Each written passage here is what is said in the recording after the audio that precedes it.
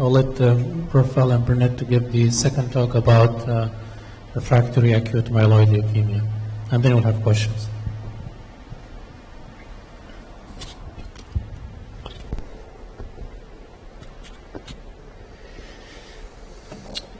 Well, thank you very much again. I guess the issue in AML, which we all face when we see a patient, is quite a lot of confidence that we'll get this patient into remission. In patients under 60, we now see a remission rate of 80 to 85%. But we know that relapse is bad news because of our limited ability to manage it. So there are really a couple of issues. I'm going to deviate from the agenda slightly. How can you put together what we know now to identify patients that you have to give better treatment to up front? In other words, who should get transplanted? That's undoubtedly the best anti-leukemic treatment there is. And if a patient does relapse or doesn't fully respond, what do you do at that point? When somebody phoned me and asked, this patient's relapsed, my first question is a donor available? Because the strategy if a patient relapses is really to get, at the moment, is to get these patients to a transplant. And we currently think that in that context, reduced intensity transplant is not strong enough to control a relapsed AML, even although they've entered a second remission. So I'm going to spend a little bit of time on how we've assessed and how we're changing our assessment of the risk of relapse in the AML population that we see. So the best strategy, what I'm saying is stem cell transplant to prevent relapse, but deciding who should get it up front or in second remission is the issue. So we have to improve our risk assessment, and there are new ways to do that, some of which you've heard about. Some time ago, of course, we relied on cytogenetics, which made it very clear that there were three groups. You could actually have a spectrum of cytogenetic risk here if you wanted to, but it's convenient to put them into three groups, as was internationally done. And it's clear that the bad risk patients here up front, although you might be able to get most of them into remission, they're going to relapse very quickly. So the challenge is to get them to transplant quickly before they relapse. For the top group, there's little doubt that these patients would be harmed if you applied a transplant in first remission to most of them. The problem has always been for transplanters and chemotherapists, what do you do with this middle group? Who should get transplanted there? Can we divide this further? Now, you've got to know then if these what happens to these risk groups if they do relapse? What's the curability of patients if you did not transplant any of them up front and they relapsed? And this looks at the risk groups, and you can see that about 30%, 32% of patients who are favourable will survive if they relapse, but the bad risk patients or the unknown risk patient, unknown cytogenetic groups do badly once they relapse, and so your obligation is to find them in first remission. Some years ago we built additional factors onto the cytogenetic risk group that are relatively simple, quickly and easily available, recognizing that age is important, male gender is important, presence of secondary disease and white count, presenting white count, provide additional, independent additional information to cytogenetics. Cytogenetics remains the most telling factor, but the others have independent weight. So, for example, if you have a patient with a high white count and intermediate risk cytogenetics, that could make the patient bad risk. But so we came up with this weighted risk index to see whether we could improve the definition and therefore help. And you can see that they all have different weighting values. And Robert Hills, our statistician, came up with a formula here to give each patient a potential score, and this is actually now how our patients, with one or two other things that I'll come to, get defined as high-risk patients at the time when you're looking at their marrow after they've had their first induction course, and you can make a decision, this patient needs a transplant now. And so what he does here is you multiply the patient's age in years by the 0.01325, etc., and so on through the risk index, and you come up with a score. And if you look at the population, of patients, there's a distribution of risk. So on the left-hand side, you've got the low risk. On the right-hand side, the accumulated high score. And if you cut that histogram at about 2.75, to the right of that, you'll find the patients who have got the highest risk. And on the left-hand end, you've got the patients who are the lower risk. And if you look at who these patients are, indeed the patients with bad cytogenetics aggregate on the right, but you can get patients with high white count in there as well, or secondary disease in there. On the left-hand side, you'll get young patients, or you'll get patients with favourable cytogenetics. So it's a modification more precisely. So patients get a score. Obviously, there's a degree of arbitrary measurement here as when you make your cutoffs. And so we wanted to make them sufficient that you get reasonable numbers. So here is a very clear definition based on cutoffs from that histogram, which have a very significant impact. So that was our basic effort. Now, how did that fit with cytogenetics? So across the top, you see the cytogenetic definition that used to be used, and down the side is the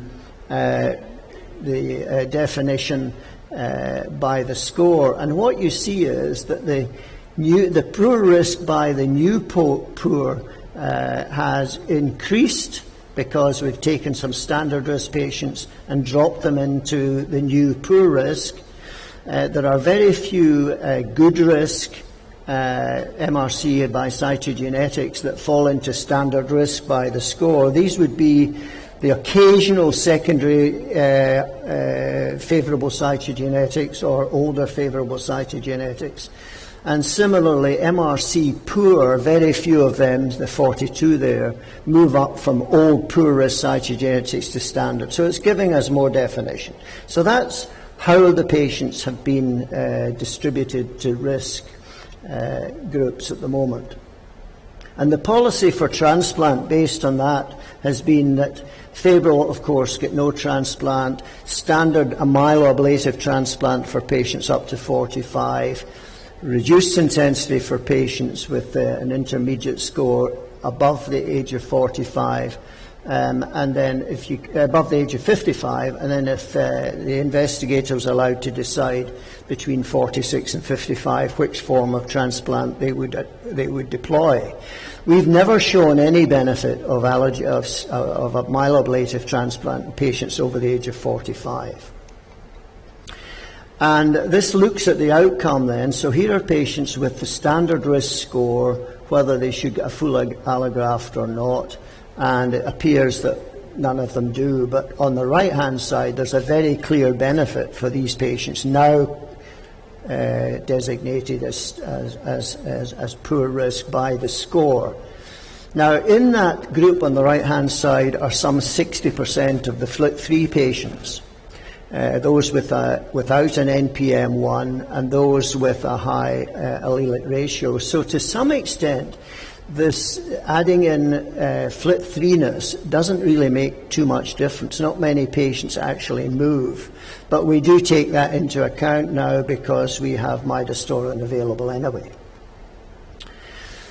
When I showed this before, but the Mantel-Byar analysis of reduced intensity impact shows the other way around. In other words, it's the intermediate risk patients in the red line here who have a sibling allograft by RIC who get a benefit compared with chemotherapy alone. In the green line, that's the unrelated RIC transplants who don't show any benefit. But as I mentioned, this could well change because I think the conditioning protocols for RICs are getting better now. But unfortunately, in the high-risk older patients, we can't really prevent them relapsing with a RIC transplant in first CR. So now we come to the question that's been rumbling all during this meeting, and that is the implementation of MRD. I think it's important that we recognize that if MRD helps us, it's because it's prognostic. We're probably pushing our luck in AML to say that MRD status is predictive of what to do. And I think there is a danger that assumptions will be made about what to do about MRD positive or negative patients without the evidence actually having been produced. So in AML, there is the issue about specificity and sensitivity, and the fact that you do need an expert eye to look at this data. There is a question as whether it tells us anything more than we already know about risk of relapse. It may, on the other hand, it may be all we need to know in terms of risk, and all the other stuff is out the window because MRD turns out to be the most predictive. As I say, it's not necessarily prognostic, but it is potentially predictive. We don't know whether it's treatment dependent or not. Again, when we've looked at this issue in relation to the introduction of Mylotarg, where there was clearly benefit in reducing the relapse risk, we didn't see on that first marrow any difference between the patients who were MRD negative at that time or not. So some years ago, about 4 years ago, we decided to test the clinical value of MRD by randomizing patients to be monitored or not monitored. So the patient was asked at diagnosis, we have these fancy tests in the lab that involves you getting marrows regularly.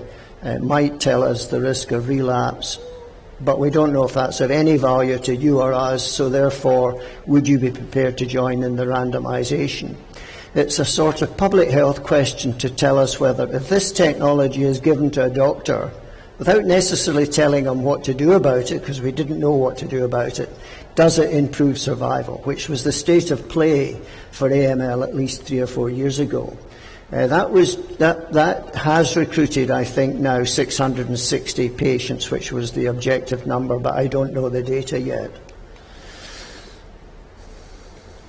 So this looks at Sylvie Freeman's data of the MRD status on the first bone marrow. In other words, this is about 3 weeks after the end of the first course of chemo. They get a marrow, they've got a flow cytometry assessment against their aberrant phenotype with a sensitivity of 1 in 10 to the 4, and she classifies these patients as positive or negative. And the line here to look at is the patients with the black line who are the 50 or so % of patients who are MRD negative, and you can see that they do quite well. Now that includes patients, of course, who got transplanted. So if you censor at the time of transplant, watch that black line. It improves. This suggests that we've been transplanting MRD negative patients who we shouldn't be transplanting. They do better if we left them alone. So this might be telling us, if you do this, in our experience, if you do MRD status on the first bone marrow, half of them are positive, half of them are negative, but the negative ones don't need transplanted. Also the intermediate there, the ones who are around 50%, there's a question mark, but they still remain candidates for transplant, and clearly you've got the residual disease. So let's look at this question of whether it's more valuable after course 1 or after course 2, based on the risk that I showed you before, the risk groupings I showed you before. So here we have the current trial in which this is being routinely done, and this This looks after course 1, top left-hand corner, and this looks at the cumulative instance of overall of relapse after course 1, if you're positive or negative, and the bottom looks at overall survival. So you can see that there is some benefit for being negative. The right-hand two panels show the same sort of theme if you look after the second course. You're still seeing that discrimination between negativity. So let's look at the 3 risk groups now. This top group is the risk group in the good risk patients, core binding factor leukemia. Clearly, positivity represents a high risk of relapse. So even though we're using high-dose Ara-C and or Mylotarg, we still see patients relapsing. It just so happens we can salvage them. And so the overall survival impact, bottom left here, is not apparent.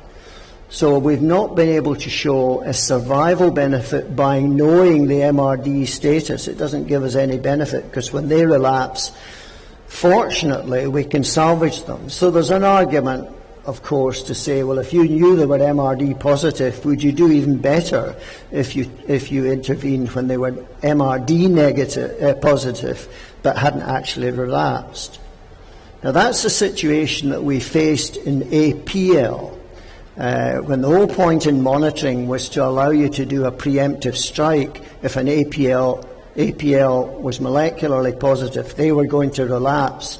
And there was some anecdotal unrandomized data to suggest that these patients benefited by giving intervention, when they were MRD negative rather than positive. In our recent study in APL, there actually wasn't a survival difference between interfering at MRD positivity levels as opposed to when they actually hematologically relapsed, much to David Grimwade's disappointment.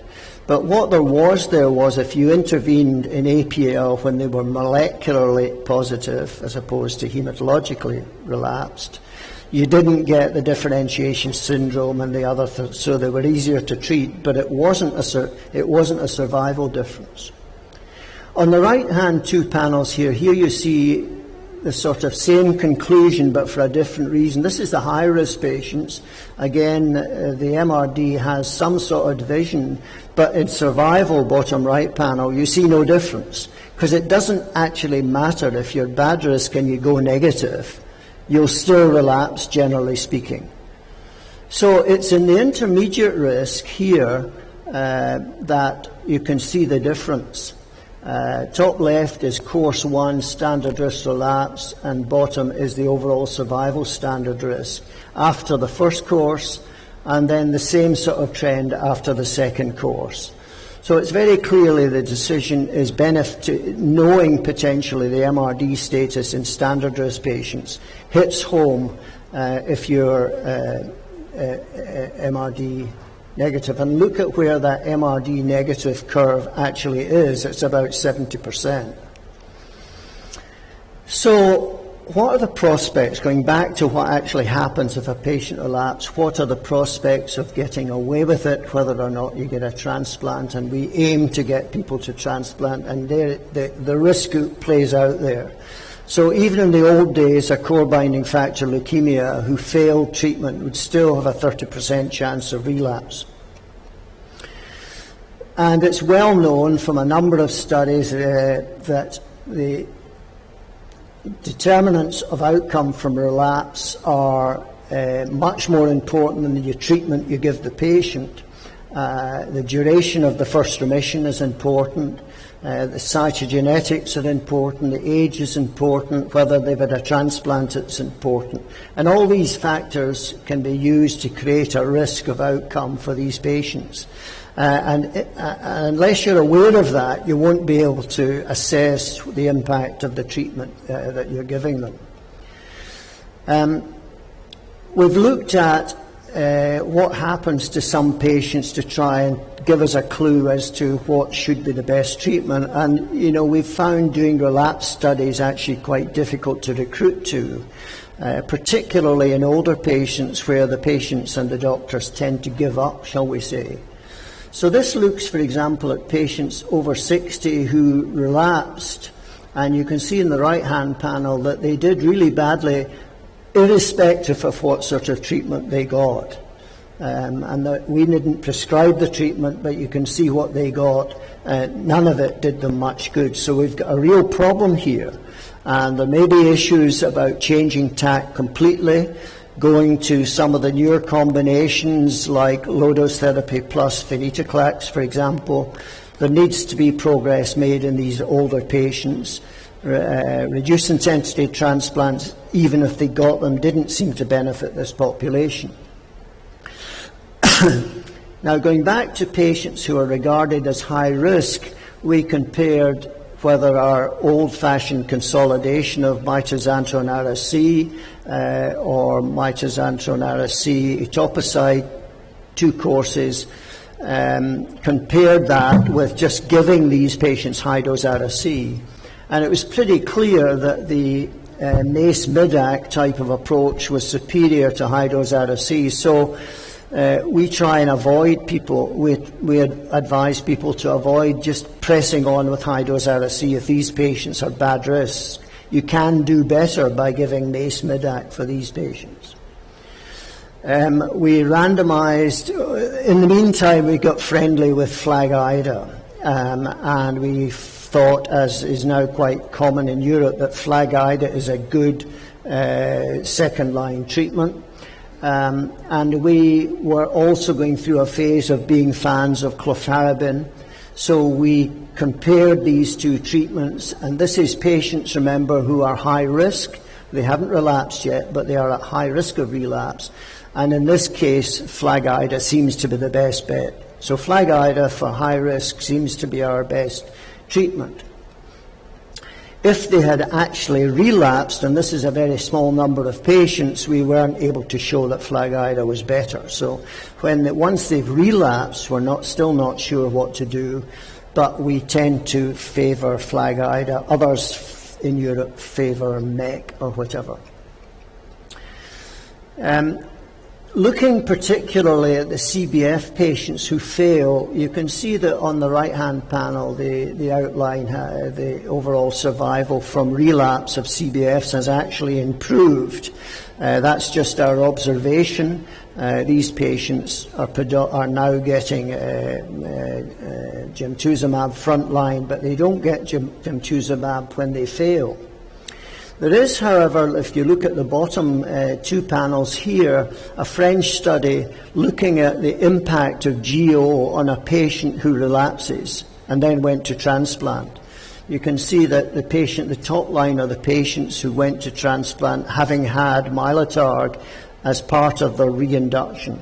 So it looks as though incorporating Mylotarg with your reinduction chemotherapy with a view to going to transplant improves the outcome for the transplant. That's not something that we've introduced in the UK, but this French study suggests that we should look at it. There were only 78 patients here. There are a number of other things that have been tested or are being tested or have been approved in situations of relapse, either with control present or not, and these are obvious options for the future. I was asked to look at the CAR-T development in AML, and this is it. This is the entire portfolio of clinicaltrials.gov of CAR-T cells, and you'll see where they come from in the 3rd column. Most of them are Chinese. There is MD Anderson present there combined with Cornell. The targets are the problem, as I understand it, in AML, in that some are looking at CD33, some are looking at CD123, and the question is whether these are sufficient targets to introduce the immune cells reliably. So while these studies are being assessed for safety and all the other things that go with problems with CAR-T cell therapy, there is also a bigger question in AML about whether targeting these particular epitopes is going to be a successful strategy. That is all I know about CAR-T. I'm sorry. Maybe. This is a good drug for relapsed patients. You've heard about sorafenib, you've heard about crenolanib, you've heard about gilteritinib. Quizartinib has long been hanging around for FLT3 patients who relapse. It went to the FDA as a single-arm study about 4 years ago, and they were told to come back because it wasn't randomized. And at that time, the FDA didn't know the significance of CRI. They didn't regard that necessarily as a clinical benefit. And you'll see that quizartinib does not produce high proportion of true remissions.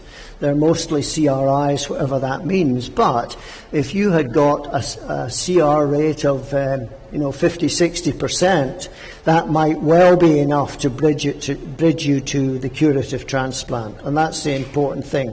So I think we'll find that quizartinib may well be approved in the next few months, as far as I know. The drug seems to work, as you can see in the pictures, by differentiation induction. Now, Robert Hills, our statistician, looked at our outcome of our patients who had the same characteristics of the patients in the quizartinib study, and looked at the survival of patients who relapsed, FLT3 patients who relapsed, who were given intensive reinduction therapy, and compared them with the quizartinib. And the red line, sorry it's a bit smudged, the red line there is the quizartinib patients. These are not randomized, this is not a trial, this is just correlative, relative historical comparison. And this suggests that quizartinib actually is doing something more than chemotherapy for these patients. But I think it's important they get to transplant. And this is the future of quizartinib. At least one of the futures is to go forward on this as a formal trial randomization looking to deal with relapsed FLT3 positive patients who will get quizartinib alone as a bridge to transplant, or doctor's choice of chemotherapy, which can be various things, including low-dose Ara-C for the older population. And these are the endpoints. And this is some sort of interim analysis showing that quizartinib appears to have a better overall response than the doctor's choice. Event-free survival was a little better, and there was about a 2-month but significant overall survival benefit. So look out for this drug. I think my prediction would be that it will become available soon. We heard earlier in the day about the IDH2, etc., but there was very little information on what happens to these patients when they relapse and you give them standard chemotherapy. This is our experience. Very much depends on the age of the patient. You see the red line, the patients over the age of 60 don't do well at all, and the patients under 60, well, they don't appear to do better than they do with the individual inhibitors. And this looks at the IDH1 population. Again, we don't see the age effect, but we see the very similar curves, possibly a bit inferior to the single agent. So clearly it's of some interest to see whether they can be combined as a treatment of relapse if they're not saved up front. And remember, only half of them relapse in the first place. One of the studies or drugs that we were interested in, which morphed into this VALOR study, was a drug called vosaroxin. We worked with this in the low-risk patients, the elderly unfit. Didn't find it provided benefit, but were interested to know whether, when combined with Ara-C, it would be better. And overall, it wasn't. The trial overall was not positive. That was on 700 plus patients. But there was a subset over the age of 60 who appeared to have a significant benefit. And this could have been a beneficial option for older patients. I think they were trying to get some sort of approval in Europe for this, but as far as I know, it's not been successful. So in general, conclusion is that clearly for the majority of patients who relapse with AML, the future looks pretty grim. For that reason, of course, it's a good situation to look at novel treatments because standard of care is of limited value. We know that quite a lot of factors are going to dictate what the outcome is going to be, so that you have to be aware of what you're looking at. Were these patients all patients who relapsed within 6 months, in which case an improvement would have to be modest and other way around, etc. There are these molecular targeted treatment, and I think whatever happens, we still have to aim to get these patients to some sort of transplant. Thank you.